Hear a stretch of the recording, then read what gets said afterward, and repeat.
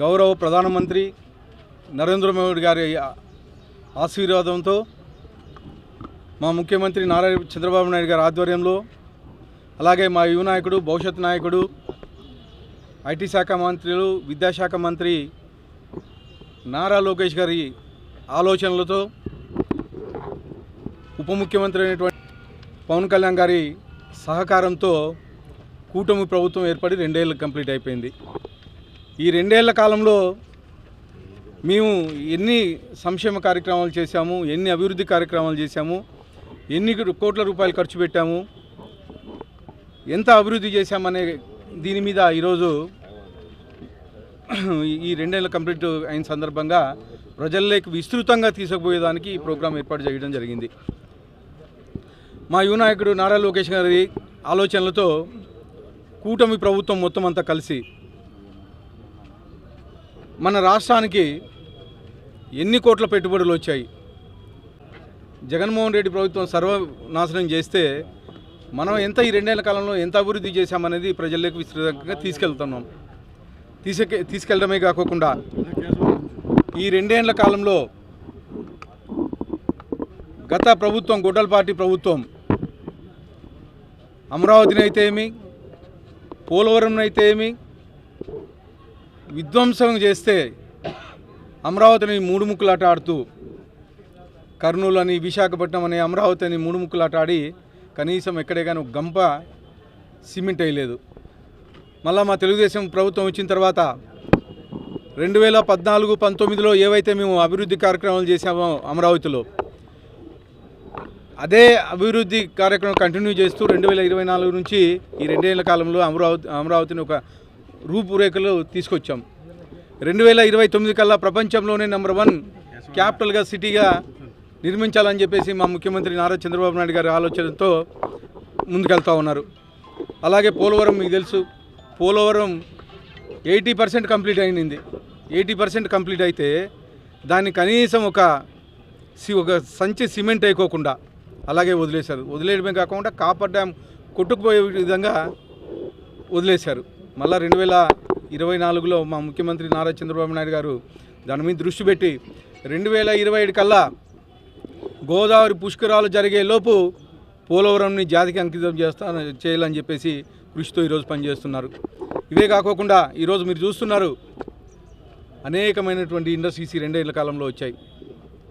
దాదాపు 25 లక్షల కోట్ల పెట్టుబడులు ఈరోజు మన ఆంధ్రప్రదేశ్కి రావడం అనేది నిజంగా చాలా మనం చేసుకున్న అదృష్టం.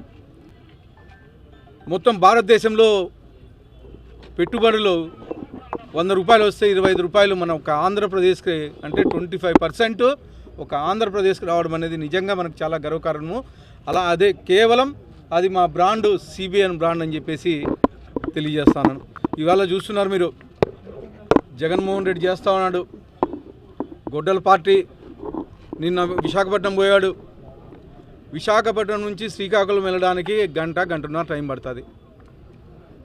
అదే పనిగా 6 గంటలు టైం వేస్ట్ చేసి శ్రీకాకుళం వెళ్ళి మా మాజీ మంత్రివర్యుల్ని చూడడానికి నన్ను జైల్లో పర్మిషన్ లేదని చెప్పేసి ఒక గొడ్డల రాజకీయం చేస్తూ ఉన్నాడు.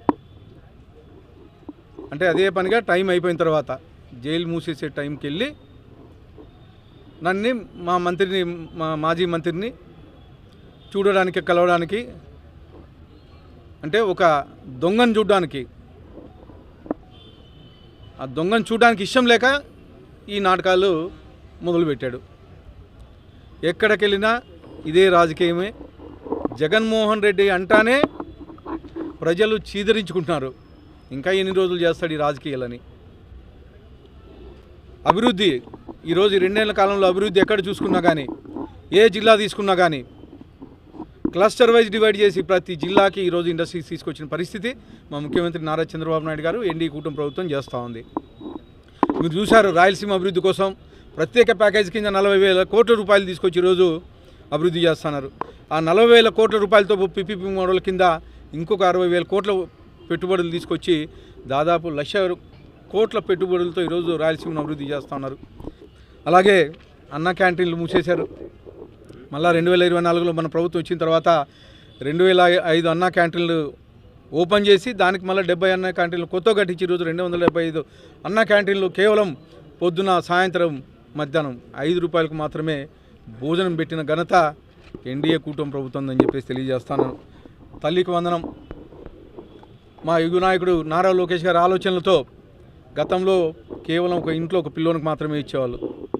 కానీ ఈరోజు ఇంట్లో ఎంతమంది పిల్లలు ఉంటే అంతమంది చదువుకునే విధంగా ఈ సంవత్సరం దాదాపు 67,50,000 మంది విద్యార్థులకి 10,120 కోట్ల రూపాయలు ఇచ్చిన ఘనత మా ఎన్డీఏ కూటమి ప్రభుత్వం అని చెప్పేసి తెలియజేస్తా ఉన్నాను.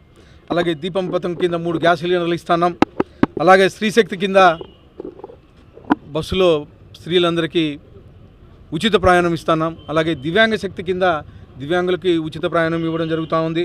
అలాగే మా అర్బన్ నియోజకవర్గంలో సీఎంఆర్ఎఫ్ కింద ఇప్పటివరకు దాదాపు 7 కోట్ల రూపాయలు 2 ఏళ్ల కాలంలో రికార్డు స్థాయిలో ఎప్పుడూ లేనట్టు విధంగా 7 కోట్ల రూపాయలు సీఎంఆర్ఎఫ్ ఇవ్వడం జరిగింది. గత ప్రభుత్వంలో గొడ్డల పార్టీ ప్రభుత్వంలో 5 ఏళ్ళు కలిపి కోటి రూపాయలు కానీ రాలేదు ఒక అర్బన్ నియోజకవర్గంలో. ఇలా చెప్పుకుంటూ పోతే అనేకమైనటువంటి డెవలప్మెంట్ కార్యక్రమాలు అనేకమైన. ఈరోజు పెన్షన్స్ 1వ తేదీ మా ఈ 2 ఏళ్ల కాలంలో 1వ తేదీ దాటి ఎప్పుడే కానీ పెన్షన్లు పంచలేము మేము. 1వ తేదీ ఆదివారం అయితే 31వ తేదీనే ఇచ్చి ఈరోజు అవ్వలు తాతలు కళ్ళలో వెలుగు చూస్తున్నాం. ఇంటికి వెళ్ళి అడుగుతూ ఉంటే ఇందాక ఒక అవ్వ చెప్తా ఉంది, నాయన నా పెద్ద కొడుకు చంద్రబాబు నాయుడు పంపించాడు 4,000 రూపాయలు, నా కొడుకులు నాకెవరూ లేరు, నా కొడుకులు నన్ను బయట పెట్టినా నా పెద్ద కొడుకు చూస్తున్నాడు అని చెప్పేసి ఒక గర్వంగా చెప్తా ఉంది 4,000 రూపాయలు తీసుకొని. అంటే ఇట్లా ప్రజలు మన్ననలు పొందుతూ ఉంటే ఈరోజు ఇంకొక నాటకం తెరలేపారు. డిఎస్సి లీక్ అయిందని 1.5 ఇయర్ తర్వాత ఇప్పుడు మెలుకున్నారు. పాపం మెలకు వచ్చింది. ఆ రోజు ఏం చేస్తున్నారు మీరు? డిఎస్సి ఎంత పారదర్శకంగా జరిగిందంటే డిఎస్సి మొదలుపెట్టిందే మా ముఖ్యమంత్రి మా తెలుగుదేశం ప్రభుత్వం. 5 డిఎస్సీలు ఇస్తే ఎక్కడే కానీ ఒక చిన్న ఉద్యోగం కానీ బయట ఇది అవ్వలేదు. దాదాపు 16,347 ఉద్యోగాలు తొలి 5 సంతకాల్లో డిఎస్సి మీద మా ముఖ్యమంత్రి నారా చంద్రబాబు నాయుడు సంతకం చేసి ప్రక్రియ చేపట్టిన తర్వాత 150 రోజుల్లోనే కంప్లీట్ చేసి మీరు 240 కేసులు వేసినా కానీ కేసులన్నీ ఎదుర్కొని క్లియర్ చేయించి కేవలం 150 రోజుల్లోనే ఈ ప్రక్రియ పూర్తి చేసిన ఘనత మా యువ నాయకుడు విద్యాశాఖ మంత్రి నారా లోకేష్ గారిది. అలాంటి నారా లోకేష్ గారి గురించి మీరు మాట్లాడేది. నీకు తెలుసు 10th క్లాస్ పేపర్ లీక్ చేసుకోవడము, డిగ్రీ సర్టిఫికెట్లు కొనడము, లేకపోతే డిఎస్సి టీచర్ పోస్టు అమ్ముకోవడము, గ్రూప్ 1 ఆఫీసర్ పోస్టు అమ్ముకోవడము. నీకు తెలుసు జగన్మోహన్ రెడ్డి. నీకు తెలిసిన విద్య అందరినీ బురద పూస్తే ఎట్లా? అనంతపురం అర్బన్ నియోజకవర్గంలో దాదాపు మౌలిక సదుపాయాలకే 200 కోట్లు ఖర్చు పెట్టాం. దాదాపు ఇప్పటి వరకు అనంతపురం అర్బన్ నియోజకవర్గంలో 1,296 కోట్ల రూపాయలు సంక్షేమ పథకాలకైతే ఏమి, అలాగే మెప్మా గ్రూపులకైతే ఏమి, తర్వాత మౌలిక సదుపాయాలకైతేమి దాదాపు 1,296 కోట్ల రూపాయలు ఖర్చు పెట్టిన ఘనత మా ఎన్డీఏ కూటమి ప్రభుత్వం తెలియజేస్తూ మరొక్కసారి ఈరోజు పెన్షన్స్ పంచే కార్యక్రమంలో పాల్గొన్న నాయకులకు అలాగే మా అర్బన్ ప్రజలకు అందరికీ ధన్యవాదాలు.